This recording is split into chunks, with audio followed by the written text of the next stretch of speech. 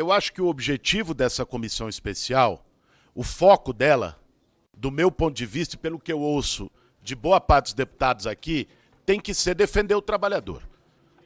Porque para defender as plataformas já existe um lobby violento por aí.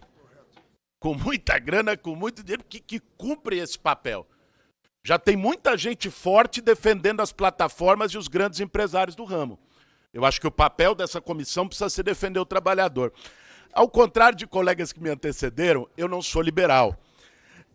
Agora, veja, o PL que nós fizemos, o 2479, teve a assinatura de representantes de 10 partidos, inclusive de parlamentares que são liberais, mas que, nesse quesito em particular, concordaram em defender o trabalhador.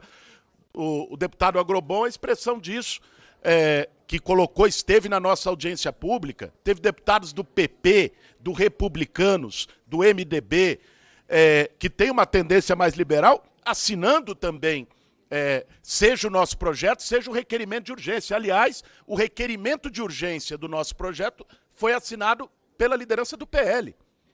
Então, eu acho que é plenamente possível nós chegarmos ao entendimento com o foco da defesa do trabalhador e deixando de lado diferenças partidárias que são em outras questões.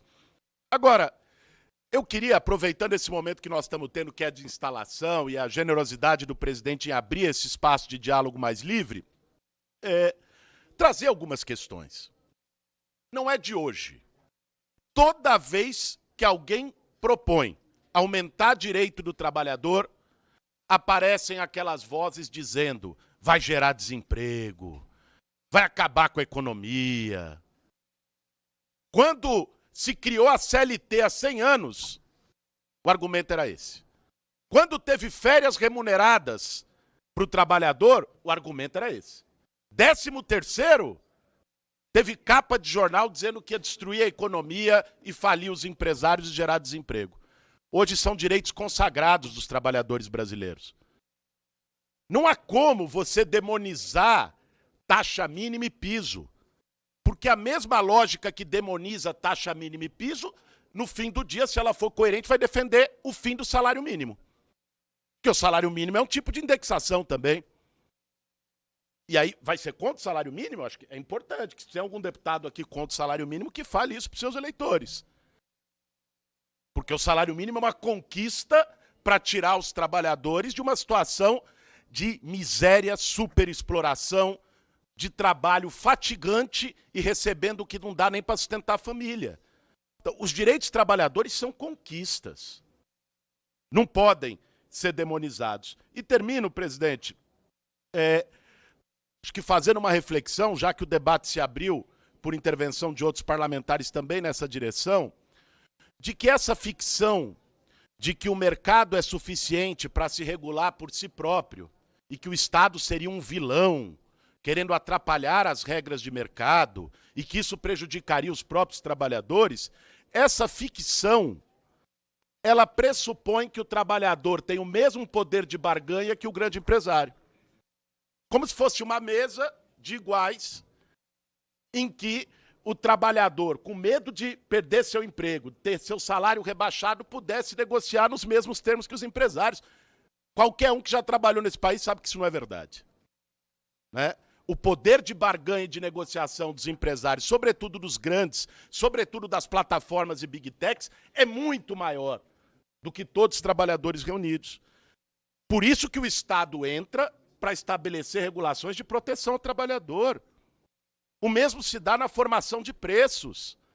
Achar que formação de preço é uma demanda puramente de mercado, aliás, é não conhecer o capitalismo atual. Formação de preço dos alimentos no mundo inteiro é determinada por 4 corporações traders que fazem intermediação. Não produzem um pé de feijão, mas fazem intermediação do comércio mundial de alimentos cotado na Bolsa de Chicago.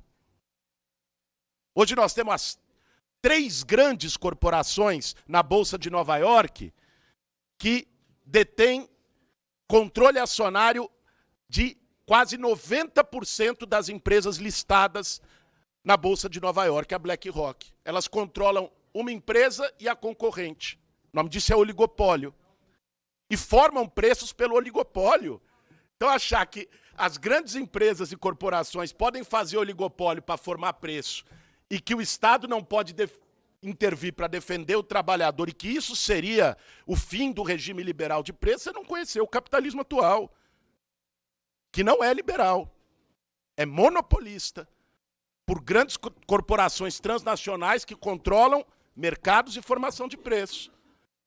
Então, eu acho que para além de qualquer ficção sobre mercados e liberdade econômica, nós temos que olhar para o trabalhador que está sofrendo em cima de uma moto, carregando comida que às vezes ele não vai comer, para um trabalhador do Uber que fica 12 horas trabalhando, mal paga as contas no fim do mês da sua casa. Eu acho que o objetivo dessa comissão é defender esses trabalhadores e estarei junto com os meus pares aqui nesse objetivo. Obrigado, relator, pela disposição. Obrigado, presidente, pela paciência e generosidade com o tempo.